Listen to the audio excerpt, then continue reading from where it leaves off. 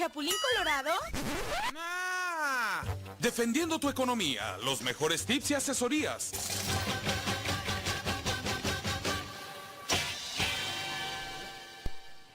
Gerardo, ¿cómo te va? Muy buenos días. ¿Qué tal, Viri? Buenos días, un gusto saludarlos, Juanjo, Pepe, Hola. Pepe Casas y sobre Hola. todo el amable auditorio, estamos para servir. Oye, cuéntanos el termómetro financiero de esta mañana, a unos días precisamente, ya llevamos 15 del arranque de esta Con gestión. gusto. Con gusto, Viri, pues el termómetro financiero nos dice que el dólar está alrededor de 19.64, nuestra tasa líder de fondeo, que es referencial para que los intermediarios financieros la consideren, 10.50, la TI es un poquito más alta, tenemos inflación que ha cedido para el mes de septiembre, 4.56, ese es un buen dato, pero también tenemos ya el cierre del sexenio, Viri, es importante dar la información que nosotros ya habíamos inferido desde hace algunos meses. Ahí en el programa decíamos que cuando cierre el sexenio de Andrés Manuel López Obrador, el promedio de crecimiento anual no iba a rebasar el 1%, y se comparaba con el sexenio de Miguel de la Madrid. Es una noticia que la semana pasada estuvo muy fuerte porque eso nos dice cómo creció en términos anuales la economía durante el sexenio de López Obrador y no rebasamos ni el 1%. Obviamente hay un pico importante ahí de -8, casi 9% de la pandemia, pero eso trasciende por cómo nosotros seguimos estando en desaceleración económica y vamos a cerrar el año no con 1.5, sino con menos del 1.5% de crecimiento económico. Y recordemos que eso es producción de empresas, de bienes y servicios, y si las empresas no producen, quiere decir que ya no están vendiendo lo que ellos consideraban y por lo tanto pueden generar desempleo. Entonces es un cierre donde también las expectativas de inflación se van a elevar y posiblemente la depreciación del peso. Por lo tanto, el primer trimestre del año que viene también va a ser complicado para la nueva presidenta. Y también organismos internacionales nos están diciendo que no se va a crecer para el 2025 lo que se había esperado, arriba del 2.2%. Será menos el crecimiento.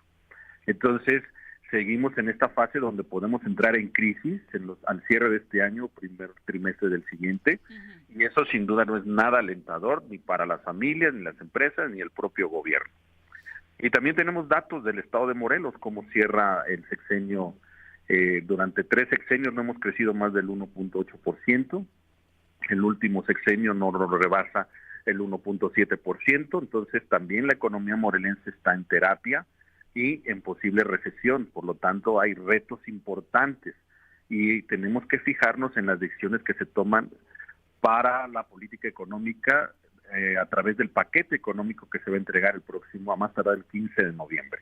Entonces es un panorama no muy alentador, sino más bien es de precaución para los agentes económicos, las familias, considerar su gasto, lo que reciban el fin de año, no gastarlo en cuestiones que no se necesiten, obviamente no utilizar su tarjeta de crédito de manera inconsciente, y los empresarios pues tomar previsiones de planeación para el siguiente año y el cierre de este.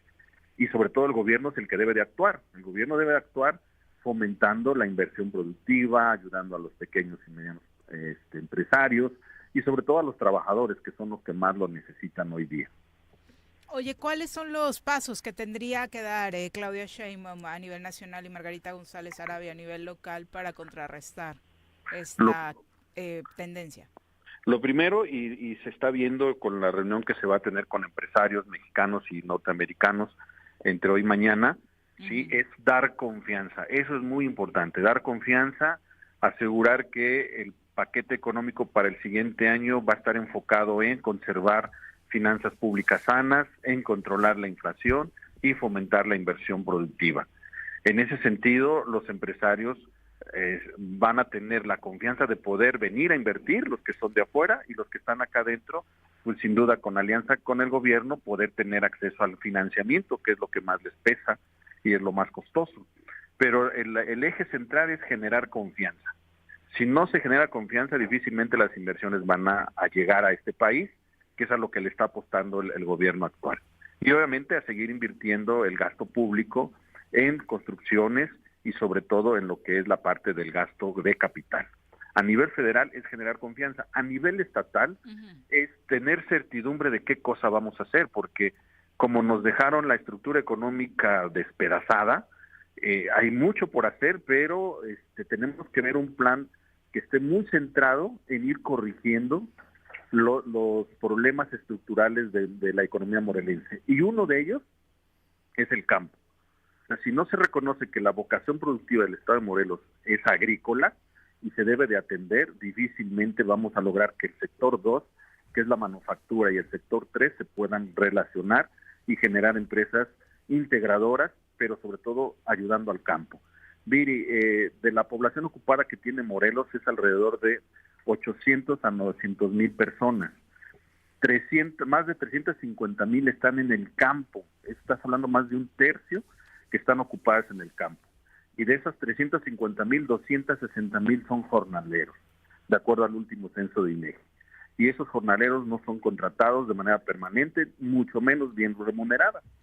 Entonces, si vamos a iniciar, tiene que ser con un diagnóstico claro de cómo nos dejaron la economía y a partir de qué sectores que son donde tenemos ventajas competitivas, que es nuestra vocación productiva como Estado, poder generar las estrategias de crecimiento y desarrollo. Si solo vamos a gastar en más dependencias, en gasto corriente, que signifique un detonante en crecimiento económico, difícilmente el Estado en 3 o 4 años va a poder recuperarse. Porque eso es lo que tiene que hacer, recuperarse. Y tenemos que decir cómo estamos y estamos mal, ¿no? Oye, y en ese sentido, noticias como la reapertura del aeropuerto Mariano Matamoros en Morelos, pues obviamente viene a redondear estas intenciones precisamente de acercar nuevas inversiones, aunque sea de momento como pues un aeropuerto para carga. Es correcto, de hecho ayuda, eso habla de que va a haber trabajo enfocado a traer inversiones y también debemos de conectar esta apertura del aeropuerto pues con lo que tenemos acá en el estado, que si va a ser solo de pasajeros o va a ser de transporte, y si es de pasajeros, cuáles son los destinos estratégicos que más nos pueden ayudar a nosotros para generar empleos y obviamente detonar el crecimiento en ese sector, ¿no? Me parece que lo que han estado diciendo, Gerardo, es que lo primero que funcionaría sería como un aeropuerto de carga de productos. Ok, eso nos puede conectar con los estados colindantes. No olvidemos que Morelos, alrededor de nosotros, hay más de un tercio de la población total del país, es decir, más de 40 millones. Y podemos con el Estado de México, que es uno de los más grandes en términos de población y también de actividad económica, pues conectar para suministrar materias primas y generar cadenas productivas. Eso sin duda nos puede apoyar.